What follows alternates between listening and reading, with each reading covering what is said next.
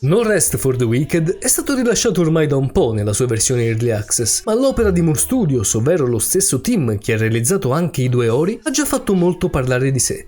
Mentre sembra che lo studio non abbia ancora le idee chiare sul terzo capitolo dell'apprezzatissimo Metroidvania con protagonista il tenero spiritello bianco, al contrario il loro nuovo lavoro di impronta action RPG Dark Fantasy sta prendendo forma sempre più e gli sviluppatori non hanno esitato a definirlo niente meno come il loro Signore degli Anelli. Il gioco, che sotto moltissimi aspetti ricorda le più famose opere di From Software, si è distinto fin dalle sue prime apparizioni grazie a uno stile estetico estremamente ispirato, caratterizzato da tratti simili a acquerello e dalle tipiche tonalità azzurrine già viste nei precedenti lavori di Moon Studios. Al momento, l'Early Access è disponibile solo su PC e sebbene siano state confermate le versioni PlayStation 5, Xbox Series X ed S, non si sa ancora nulla in merito alla data di rilascio su queste piattaforme. Sullo stato dell'attuale release ne sono state dette di tutti i colori, in particolare a causa della non eccellente ottimizzazione che ha dato vita a problemi di vario genere. Recentemente però, in seguito al susseguirsi di numerosi hotfix, il gioco ha ricevuto la sua prima importante patch che ha risolto in buona parte le suddette problematiche ed ha introdotto numerosi miglioramenti, soprattutto inerenti alla quality of life. Nella prima parte di questo video esamineremo il gioco a tutto tondo così come adesso, mentre in quella finale cercheremo di rispondere a due domande in particolare, ossia vale davvero la pena acquistare il titolo in Early Access e soprattutto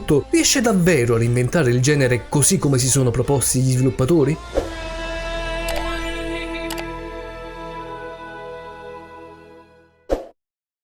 No Rest for the Wicked ha saputo attirare fin da subito l'attenzione su di sé, non solo perché è frutto di Moon Studios, ma anche e soprattutto per la sua resa visiva di altissimo impatto. L'ambientazione tetra e cupa con cui si apre il titolo e lo stile deformed dei suoi personaggi giocano sicuramente un ruolo chiave nel guadagnare l'attenzione del giocatore. Inoltre, le meccaniche Souls-like di cui è intriso il combat system, accompagnate da una visuale isometrica che strizza l'occhio a Diablo, hanno contribuito a rendere No Rest for the Wicked uno dei titoli più attesi di quest'anno. Fin dalla creazione del personaggio, la volontà dell'opera di condurre il giocatore su un sentiero tanto narrativo quanto stilistico all'insegna del grottesco è più che evidente. La personalizzazione del nostro alter ego Serim, così si chiama la razza del nostro personaggio, è piuttosto buona e dopo aver confermato le nostre scelte saremo chiamati a creare il reame di gioco in cui collocarlo. Ogni reame ha un proprio livello che corrisponde a quello del personaggio principale da cui ha avuto origine. In un secondo momento potremo assegnare anche new entries a reami precedentemente creati o addirittura invitare altri giocatori al loro interno. Per il momento, tuttavia, la modalità multigiocatore non è ancora presente e dunque non sarà possibile invitare altri player ai propri reami. Dopo il filmato iniziale apprenderemo che corre l'anno 841 e che il sovrano di queste terre è venuto a mancare lasciando il trono al suo giovane successore. Long live the king. Nei panni della nostra Serim ci ritroveremo su una nave diretta verso l'isola di Sacra, sulla quale imperversa una terribile pestilenza che sta pian piano divorando ogni cosa. Durante il tragitto, che fungerà da prologo e tutorial, la nave verrà attaccata da un gruppo di insorti ed in breve saremo catapultati sulle spiagge dell'isola. Da qui dovremo farci progressivamente strada alla meno peggio verso la città di Sacrament, di cui diventeremo ben presto cittadini. Già fin dalle prime battute abbiamo modo di assaporare un combat system sopraffino, che annovera forse tra i suoi maggiori pregi quello di riuscire a restituire un feedback dei colpi autentico e soddisfacente. Il peso del personaggio, del suo incedere e dei suoi fendenti risulta carico ed appagante, così tanto che anche solo spaccare dei barili diventa piacevole e divertente.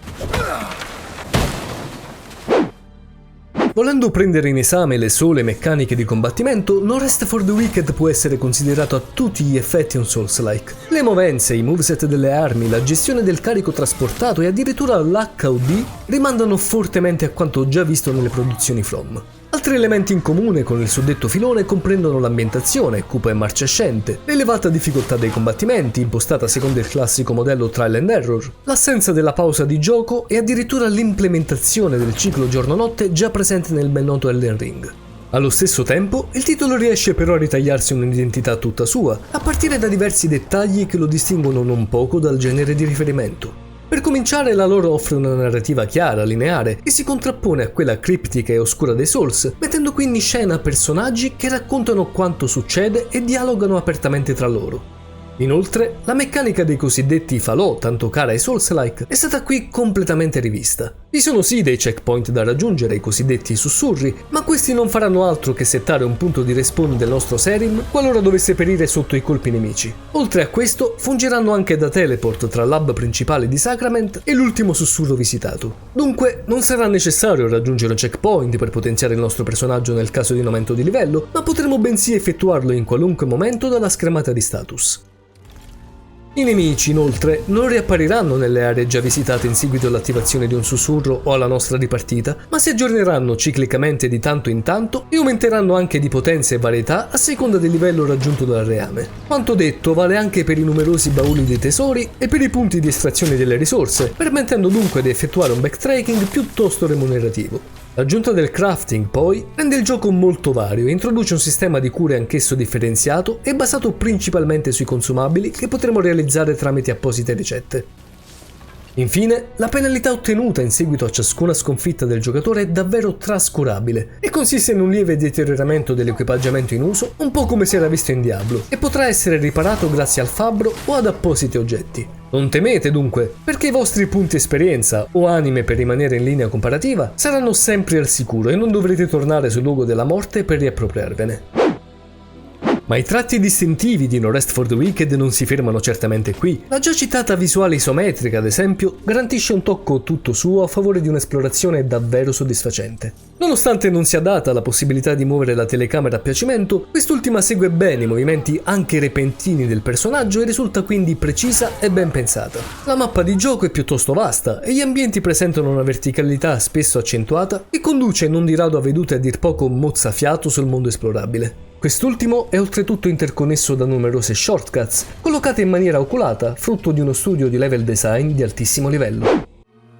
La città di Sacrament è sicuramente bellissima, ma data la sua notevole estensione non sarà difficile perdersi nei suoi meandri, almeno nelle prime fasi iniziali. Senza scendere troppo nei dettagli, sappiate che una volta divenuti cittadini potremo addirittura acquistare delle case da arredare a nostro piacimento. All'interno di esse sarà possibile conservare i nostri oggetti grazie ad appositi contenitori o dedicarci anche al crafting selvaggio grazie alle apposite stazioni di lavoro. Qualora lo volessimo, potremo inoltre riposare nel nostro letto al fine di ottenere un bonus temporaneo alle statistiche al nostro prossimo accesso al gioco. In giro per la città vi sono inoltre diversi personaggi che ci permetteranno di sviluppare il nostro alter ego in modi differenti, dai semplici mercanti presso i quali potremo acquistare o vendere diverse merci, passando per il costruttore che al costo di alcuni materiali ci permetterà di creare o migliorare varie strutture e attività commerciali, fino ai ruoli cruciali del fabbro e della fattucchiera che consentiranno di migliorare significativamente il nostro equipaggiamento. Da menzionare inoltre la possibilità di accettare tagli e sfide giornaliere e settimanali che ci ricompenseranno con utili oggetti, ricette ed ovviamente denaro. Ci sarebbe poi molto da dire sul sistema di potenziamento degli incantamenti e delle armi o sulla meccanica di infusione delle rune. Tuttavia, la questione è abbastanza estesa e complessa e merita senza dubbio un approfondimento a parte. Chissà per un prossimo video.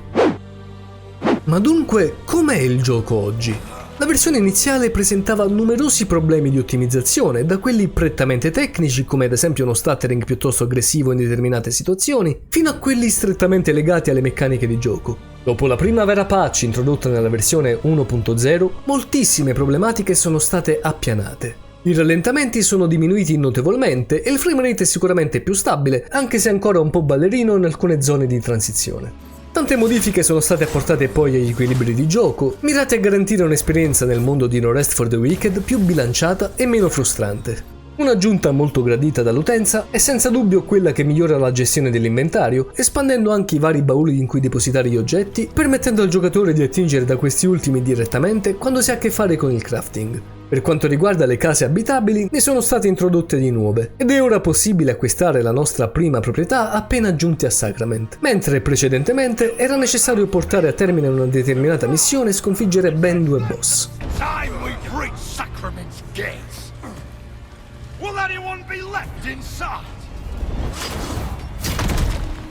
Altre modifiche includono gli oggetti in vendita presso i mercanti, lo scaling dei livelli dei nemici in determinate aree e il funzionamento dell'arco da combattimento, che consuma ora vigore invece di concentrazione. Questi ed altri cambiamenti sono stati apportati a quello che è senza dubbio un gioco fortemente ambizioso ed in costante evoluzione, che fin da ora dimostra una qualità eccelsa sotto tantissimi punti di vista. Alla luce di quanto provato, anche nello stato attuale il titolo di Moon Studios è estremamente valido, divertente ed appagante, nonostante sia fondamentalmente ancora un diamante grezzo. L'esperienza accumulata dal team di sviluppo grazie ai 2 preziosi action platform Metroidvania si percepisce tutta, e sebbene non sia mia abitudine promuovere a spada tratta le produzioni in Early Access, mi sento di dire che questa è una delle poche che meritano la nostra fiducia senza riserve. Tuttavia, sebbene No Rest for the Wicked punti davvero molto in alto, non mi sento di affermare che reinventi il genere, ma di sicuro lo fa suo, attingendo con maestria al meglio del meglio delle migliori opere di riferimento nel panorama action RPG. E voi che ne pensate di No Rest for the Wicked? Siete d'accordo con quanto detto? Fatemi sapere se lo state già giocando o se magari state decidendo di farlo, magari proprio in seguito a questo video, vi aspetto qui sotto nei commenti. Ah, e non dimenticate di lasciare mi piace e di iscrivervi al canale attivando la campanella per rimanere aggiornati sulle mie prossime pubblicazioni. Seguitemi inoltre se vi va sui vari social che trovate qui di lato e se non volete perdervi delle grandiose offerte a tema gaming, assicuratevi di seguire il canale Telegram di Videogiochi News, trovate tutti i link in descrizione. Il vostro The Prince vi ringrazia per l'attenzione e vi dà appuntamento a un nuovo video, ma nel frattempo non dimenticate, giocate con passione.